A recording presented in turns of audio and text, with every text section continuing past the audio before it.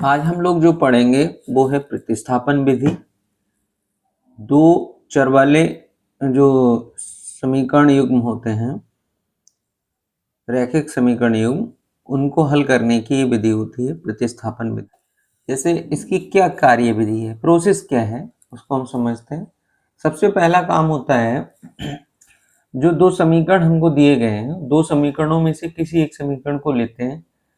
जिस चर, मान लो दो चर में समीकरण होगा, ये x और y, दो चर हो सकते हैं कोई भी, का मान निकालना हो, उनमें से किसी एक का जिसका मान निकालना हो उसे बाईं तरफ रखते हैं, बकाया दाईं तरफ ले जाते हैं।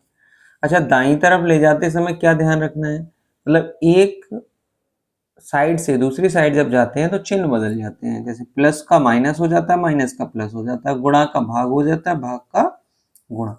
उदाहरण के माध्यम से समझते हैं इसको। जैसे मान लो हमारे पास दो समीकरण हैं। समीकरण पहला है 2x प्लस 3y बराबर 7। दूसरा समीकरण है 3x माइनस y बराबर 5। तो हमने इसमें से पहला समीकरण ले लिया, 2x प्लस 3y बराबर 7 ले लिया। अब हम मन में मान लेते हैं कि हम पहले x का मान निकालेंगे। तो हमने x वाला टर्म जो है, जैसे 2x हमने इधर ही रखा, और 2x के अलावा जैसे ये 3y था उसको दाईं तरफ ले गए, तो यहाँ 7 पहले से मौजूद था। अब 3y को जब दूसरी साइड में ले जा रहे हो तो इसका चिन्ह बदलेगा। जैसे यहाँ प्लस था तो इधर दाईं तरफ आने के बाद ये हो गया माइनस का। इसी तरह, क्योंकि हमें तो केवल x चाहिए, तो x के साथ जो भी एक्स्ट्रा है उसको सब दूसरी साइड में पहुंचाना है। जैसे यहाँ 2 है तो अभी ये 2 है गुणा में, तो 2 चला जाएगा भाग में, भाग का मतलब होता है बटे में। जैसे 2 इधर आएगा दूसरी तरफ तो 7 के बटे में आ गया, माइनस 3y इसके बटे में भी आ गया। अब इसी तरह एक दूसरा उदाहरण ले लो।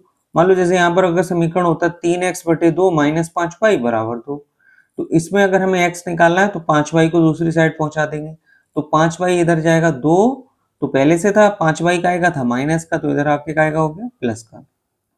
अब यहाँ पर 3 बटे 2 ये x में लगा है, तो 3 तो गुणा में है, बटे में 2 है, तो जो बटे वाला है ऊपर जाके गुणा में हो गया, और जो गुणा वाला था वो बटे में आ गया। इस तरह से इसको लिख लेते हैं। अब हम दूसरा स्टेप देखते हैं। दूसरे स्टेप में हम लोग क्या करते हैं, जो अभी अभी जैसे निकाले गए चर, मान लो या तो x का मान निकाला है तो x, या y का मान निकाला है तो y, उनमें से जो भी मान निकाला है दूसरे समीकरण में रखते हैं उसको, जिससे दूसरा समीकरण एक चर वाला हो जाता है। उदाहरण के लिए जैसे हमने अभी भी देखा, तो दो समीकरण थे, उसमें दूसरा समीकरण था 3x माइनस वाई बराबर 5। अब 3x माइनस वाई बराबर 5 में जो x का मान निकाला वो लगाते हैं। जैसे x का मान हमारा निकला था 7/2 माइनस 3y/2, तो ये क्या करना है, ये वाला मान हम लगा देंगे दूसरे समीकरण में x की जगह। जैसे इसमें ये वाला मान लगाते हैं, तो x की जगह हमने इसको रख देना है। अब इसे देखें तो इसमें x कहीं नहीं है, टोटल ये y में कन्वर्ट हो चुका है, बदल चुका है। अब जो भी है इसको हल करते हैं। हल करने का वही तरीका है कि क्योंकि हमें y का मान निकालना है तो y को बाईं तरफ रखना है, बकाया सारी चीजें दाईं तरफ ले जाएंगे। दाईं तरफ ले जाने का मतलब सीधा सीधा चिन्ह बदलेगा। प्लस वाला है तो माइनस में जाएगा, माइनस वाला है तो प्लस में जाएगा, गुणा भाग में जाएगा, भाग गुणा में जाएगा। सबसे पहले ब्रैकेट के बाहर जो भी संख्या है उससे अंदर गुणा करो, ब्रैकेट खत्म करते हैं। तो 3 से गुणा करेंगे, 3 सत्ते 21/2 हो गया, 3 3 9 22/2 हो गया, माइनस 22 और बटे में 1 कर लिया, क्योंकि ये सारे भिन्न में है तो इसलिए बटे में, इसके जिसके कुछ बटे में नहीं 1 कर लिया। अब ये 21/2 को हम दाईं तरफ ले जाएंगे, तो 5 था यहाँ पहले से, 5 के बटे में 1 इसलिए कर लिया क्योंकि ये भिन्न के रूप में आ रहा है। 21/2 प्लस का था वो माइनस का हो गया। अब यहाँ पर बचा 9y/2 माइनस y/1, इनको हल करते हैं। 1 से इधर गुणा करो, 1 नेम 9 हो गया, 2 1 कम, 2 यहाँ कुछ नहीं है तो 1 माना जाएगा, यहाँ 2y, और इनके आपस में गुणा होगी। जैसे कहीं पर भी लिखा है 2/3 माइनस या प्लस 4/5, तो इनको कैसे हल करते हैं, 5 से इधर गुणा कर दो, 2 पंजे 10, फिर 3 से इधर गुणा करो, 3 चौक 12 और 3 पंजे 15, इनकी आपस में गुणा हो जाती है, तो बराबर इनको जोड़ दो, 10 12 22, 22/15 हो गया।